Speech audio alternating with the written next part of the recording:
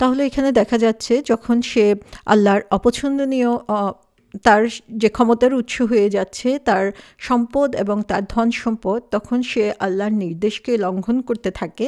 আর যখন তাকে বলা হয় যে ইযা তুতলা আলাইহি আয়াতুনা ক্বালা আসাতিরুল আউয়ালিন, যে তার কাছে আমার আয়াত যখন পাঠ করা হয় সে বলে এগুলো তো সেকালের উপকথা। অর্থাৎ যখন তাদের কাছে এই তারা এত বেশি অহংকারী হয়ে যায় ধন সম্পদ এবং সন্তানের কারণে, যখন তাদের সামনে এই কথাগুলো বলা হয়, কোরআনের কথা পড়া হয়, তখন সে কী করে, তখন তাকে যে আল্লাহ নিয়ামত দিয়েছে সেগুলোর উপরে সে অবিশ্বাস করে এবং এটা যে আল্লাহর পক্ষ থেকে আসা নিয়ামত সেটা সে স্বীকার করে না, এবং সেখান থেকে মুখ ফিরিয়ে নিয়ে সে বলতে থাকে যে এগুলো হচ্ছে সমস্ত আগের দিনের যেসব টেলস বা রূপকথা রয়েছে সেখান থেকে এগুলো কালেক্ট করে মোহাম্মদ আমাদেরকে শোনাচ্ছে। সো এভাবেও তারা এই রেসপন্সটুকু করতে পারে। তাহলে এখানে আমরা দেখি বলা হচ্ছে ইজা তুতলা, তুতলা মানে হচ্ছে তালোয়া থেকে এসেছে, তা লাম ওয়া।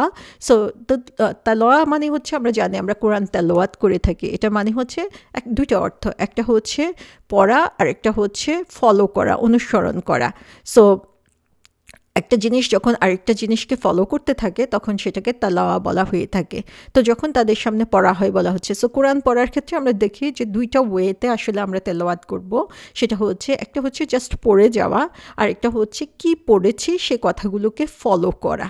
সো এখানেও আমরা দেখি যে ইজাতুতলা আলাইহি, যখন তাদের সামনে পড়া হয় জিনিসটা তখন তারা বলে আসাতিরিল আওয়ালিন। আসাতির মানে হচ্ছে স্টোরিজ, গল্পকথা, রূপকথা, এবং আওয়ালিন যে আগের দিনে প্রথম দিকে যারা এসেছে পুরাতন দিনের লোকজনের গল্প কথা এনে এখানে বলা হচ্ছে।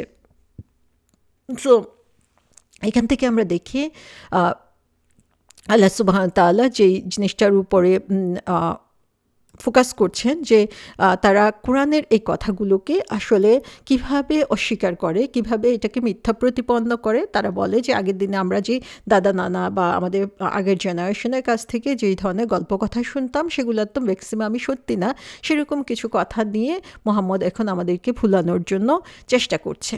এ ব্যাপারে আমরা দেখি সূরা মুতাফফিফিনে বলা হয়েছে 10 থেকে 13 নম্বর আয়াতে যে সেদিন দুর্ভোগ মিথ্যা আরোপকারীদের যারা প্রতিফল দিবসকে মিথ্যা আরোপ করে, প্রত্যেক সীমা লঙ্ঘনকারী পাপিষ্ঠই কেবল একে মিথ্যা আরোপ করে। তার কাছে আমার আয়াতসমূহ পাঠ করা হলে সে বলে পুরাকালের উপকথা। সেম জিনিসই কিন্তু এখানে আসছে, ওয়াইলুই ইয়াউমা ইযিল লিল মুকাজ্জিবিন, এখানেও মুকাজ্জিবদের কথা বলা হয়েছে, তাদের জন্য দুর্ভোগ বলা হয়েছে। তারপরে বলা হচ্ছে যে ওমা ইউকাযযিবু বিহি ইল্লা কুল্লু মুতাদিন আসিম। আমরা দেখি এখানেও মুতাদিন আসিম শব্দটা এসেছে, যারা হচ্ছে সীমা লঙ্ঘনকারী, যারা হচ্ছে কন্টিনিউয়াসলি গুনার কাজ করতে থাকে, এবং সেই গুনার কাজ কি যে তারা এই কোরআনকে এবং ডে অফ জাজমেন্টকে মিথ্যা আরোপ করতে থাকে। ইযা তুতলা আলাইহি আয়াতুনা ক্বালা আসাতিরুল আউয়ালিন, এবং তাদের কাছে যখন আমার আয়াতসমূহ পড়া হয় তখন সে বলে এগুলো হচ্ছে পুরান দিনের উপকথা। তো আমরা দেখি যে সুবহানাল্লাহ, যে সেম কথাই বারবার কোরআনে বলা হচ্ছে যে কিভাবে তারা এই কথাগুলোকে ইগনোর করার জন্য চেষ্টা করে।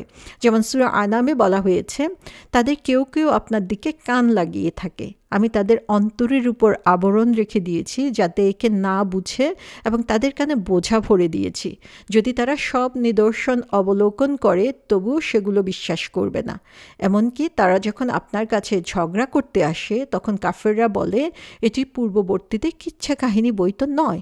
সো এখানেও আমরা দেখি যে সেই একই কথা, ইন হাযা ইল্লা আসাতিরুল আউয়ালিন।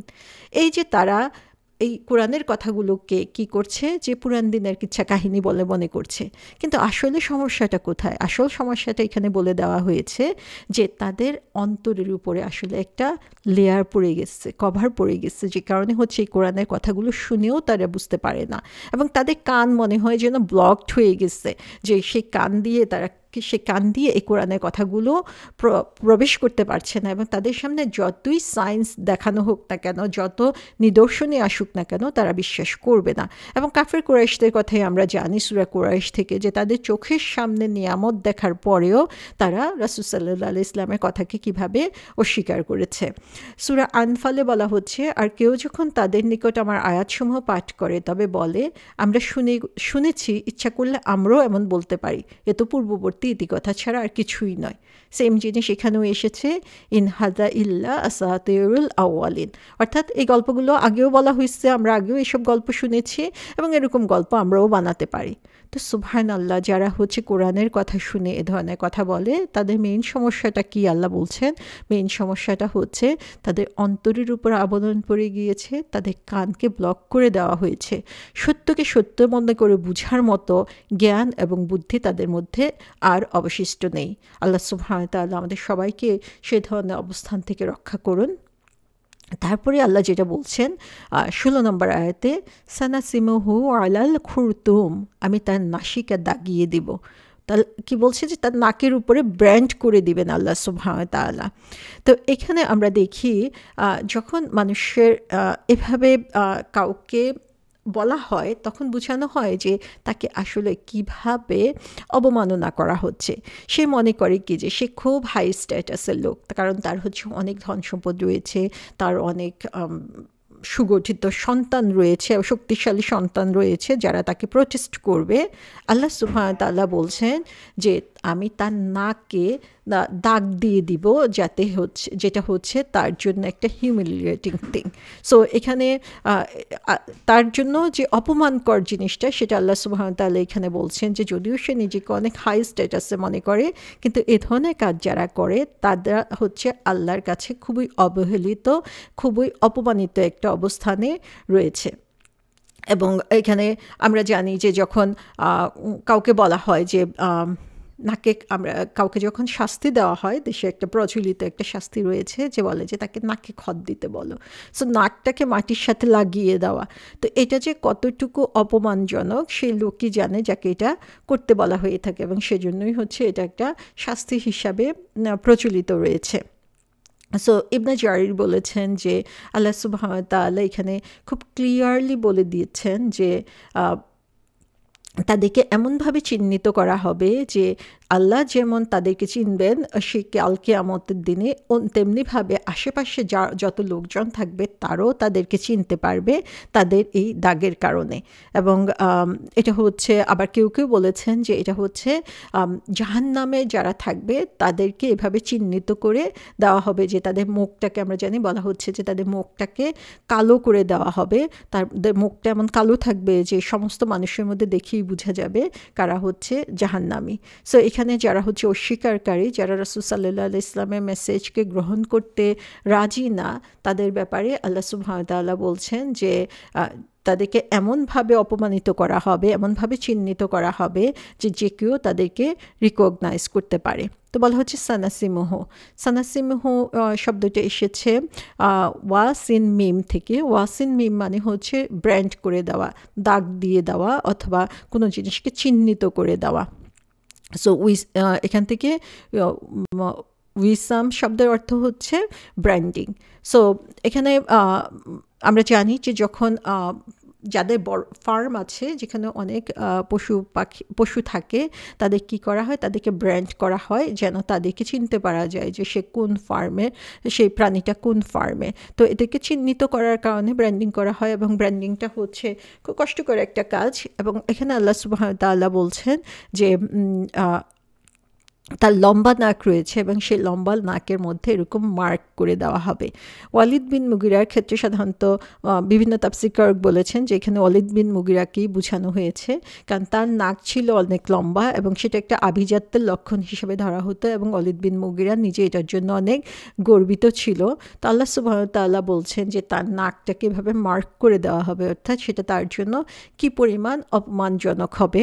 এবং বর্ণনায় এসেছে যে বদরের যুদ্ধে ওয়ালিদ ওয়ালিদ বিন মুগিরা নাকটাকে চপ অফ করা হয়, তার নাকটা কেটে ফেলা হয়। তো আল্লাহ সুবহানাহু ওয়া তাআলা দুনিয়াতে যেমন তাকে হীন অবস্থার মধ্যে ফেলেছেন, শাস্তি দিয়েছেন, তেমনি আখিরাতেও তাকে এভাবে মার্ক করবেন। সো আল্লাহ সুবহানাহু ওয়া তাআলা বলছেন যে ক্যারেক্টারিস্টিকগুলোর কথা বলেছেন 10 থেকে 13 নম্বর আয়াতে, যে তিনি এই ক্যারেক্টারিস্টিকগুলো পছন্দ করেন না, এবং যারা এই ধরনের ক্যারেক্টারিস্টিক বা চারিত্রিক বৈশিষ্ট্যের অর্জন করবে তাদেরকে আল্লাহ এমনিভাবেই নিগৃহীত এবং অপমানিত করবে। সো এখানে আমরা দেখি যে কেন এই ওয়ালিদ বিন মুগিরা হোক অথবা এই ধরনের লোককে আল্লাহ সুবহানাহু ওয়া তাআলা এই ধরনের অপমানজনক কথা বলেছেন। তার কারণ হচ্ছে তাদেরকে আল্লাহ সুবহানাহু ওয়া তাআলা যে ব্লেসিংস দিয়েছেন সেই ব্লেসিংসগুলোকে তারা ইগনোর করছিল, তারা এর জন্য কৃতজ্ঞ ছিল না। কি ব্লেসিংস দিয়েছেন? তাদেরকে ধন সম্পদ দেওয়া হয়েছে, তাদেরকে প্রচুর সন্তান সন্ততি দেওয়া হয়েছে, এবং তাদের মাঝে নবীকে পাঠানো হয়েছে, রাসূল সাল্লাল্লাহু আলাইহি ওয়াসাল্লামকে পাঠানো হয়েছে, এবং প্রত্যেকটা জিনিসকেই তারা নেগেটিভলি ইউজ করেছে। প্রত্যেকটা জিনিসকেই তারা তাদের যে নিয়ামত, সে নিয়ামতের জন্য কৃতজ্ঞতা স্বীকার না করে বরং সেগুলোকে আল্লাহর এগেনস্টে কাজে লাগিয়েছে। সো এখানে বলা হচ্ছে সানাসিমহু আলাল খুরতুম। খুরতুম মানে হচ্ছে হাতির যে ট্রাঙ্ক বা হাতির যে বড় নাক রয়েছে সেটাকে খুরতুম বলা হয়, এবং খুরতুম শব্দটা সাধারণত গাধার যে নাক বের হয়ে থাকে সেরকম নাক বোঝানোর জন্য খুরতুম শব্দটা ইউজ করা হয়ে থাকে। তো এখান থেকে আসলে সাধারণত শূকর, গাধা অথবা হাতির নাক এগুলো বোঝানোর জন্য বা ট্রাঙ্ক বোঝানোর জন্য খুরতুম ইউজ করা হয়। তো এখান থেকেও আসলে এই ওয়ার্ড সিলেকশন করে আল্লাহ সুবহানাহু ওয়া তাআলা তার যেই অসন্তোষ বা তারা যে কী পরিমাণ অপমানিত আল্লাহর চোখে সেই জিনিসটা বোঝানো হয়েছে। সো অ্যানিম্যালের ক্ষেত্রে আমরা যেটা বলেছি যে পশুদেরকে চিহ্নিত করার জন্য ব্র্যান্ড করা হয়, কিন্তু তখনও এইদার তাদেরকে ব্র্যান্ড করা হয় কানের মধ্যে অথবা তাদের গায়ের মধ্যে, কিন্তু সেটাও তাদের নাকের মধ্যে করা হয় না। কিন্তু আল্লাহ সুবহানাহু ওয়া তাআলা তাদের প্রতি এত অসন্তুষ্ট যে তাদেরকে নাকে ব্র্যান্ড করবেন এটা বলে তাদের অপমানের মাত্রা তিনি আরও বাড়িয়ে দিয়েছেন। তাহলে আমরা এখানে দেখি যে 10 থেকে 16 নম্বর আয়াতে আমরা যদি সামারাইজ করি যে আল্লাহ সুবহানাহু ওয়া তাআলা এখানে 9 থেকে 10টি কোয়ালিটির কথা বলেছেন, যেই চারিত্রিক বৈশিষ্ট্যগুলো আল্লাহ সুবহানাহু ওয়া তাআলা কোনোভাবেই পছন্দ করেন না। এবং এই চারিত্রিক বৈশিষ্ট্যগুলোর মেইন কারণই হচ্ছে তাদের মধ্যে যে অ্যারোগেন্স বা তাদের মধ্যে যে অহংকার, ধন সম্পদ এবং সন্তান সন্ততি থাকার যে অহংকার, সেই অহংকার কারণে হচ্ছে। এবং এই অহংকার তাদের কী পরিণতিতে নিয়ে আসছে? তাদেরকে একটা অপমানজনক পরিণতি তাদেরকে দিচ্ছে, যেখানে তাদেরকে এভাবে অপমানিত হতে হবে এবং তাদেরকে ব্র্যান্ড করা হবে দুনিয়াতে এবং আখিরাতে। তাহলে এই 10 থেকে 16 নম্বর আয়াত থেকে আমরা যে জিনিসগুলো দেখতে পাচ্ছি সেটা হচ্ছে যে আল্লাহ সুবহানাহু ওয়া তাআলা অপছন্দনীয় চারিত্রিক বৈশিষ্ট্য কী সেগুলো সম্পর্কে সচেতন হওয়া এবং সেগুলো থেকে নিজেকে যতটুকু পারা যায় মুক্ত রাখার জন্য চেষ্টা করা। সেকেন্ড যে জিনিসটা, এর অপোজিটে আমরা চিন্তা করব, তাহলে আল্লাহর পছন্দনীয় ক্যারেক্টারিস্টিক কী, আল্লাহ কোন কাজগুলো বেশি বেশি করে পছন্দ করেন, কোন ধরনের চারিত্রিক বৈশিষ্ট্য থাকলে আল্লাহর পছন্দনীয় বান্দা হওয়া যায়, সেগুলো অর্জনের জন্য আমাদেরকে চেষ্টা করতে হবে। তো আলটিমেটলি সেটা হচ্ছে যে আমাদেরকে অহংকার বর্জন করতে হবে, অ্যারোগেন্স থেকে আমাদেরকে বেঁচে থাকতে হবে, এবং সেটার জন্য আমরা যেটা করব, আল্লাহ সুবহানাহু ওয়া তাআলা আমাদেরকে যেই ব্লেসিংসগুলো দিয়েছেন সেগুলোকে আমরা কাউন্ট করব এবং সেগুলোর ব্যাপারে আমরা প্রতিনিয়ত আল্লাহর কৃতজ্ঞতা স্বীকার করব। তো আল্লাহ সুবহানাহু ওয়া তাআলা আমাদেরকে এখান থেকে সঠিক শিক্ষা নেওয়ার তৌফিক দিন এবং আল্লাহর অপছন্দনীয় লোক হওয়া থেকে বা ব্যক্তি হওয়া থেকে আমরা যাতে নিজেদেরকে মুক্ত রাখতে পারি, এবং আল্লাহ সুবহানাহু ওয়া তাআলা যাদের জন্য সেই অপমানজনক শাস্তি রেখে দিয়েছেন সে ধরনের শাস্তি থেকে আমরা যাতে রক্ষা পেতে পারি, আল্লাহ সুবহানাহু ওয়া তাআলা আমাদেরকে সেই সুযোগ করে দিন। সুবহানাকা আল্লাহুম্মা ওয়া বিহামদিকা আশহাদু আল্লা ইলাহা ইল্লা আনতা আস্তাগফিরুকা ওয়া আতুবু ইলাইক।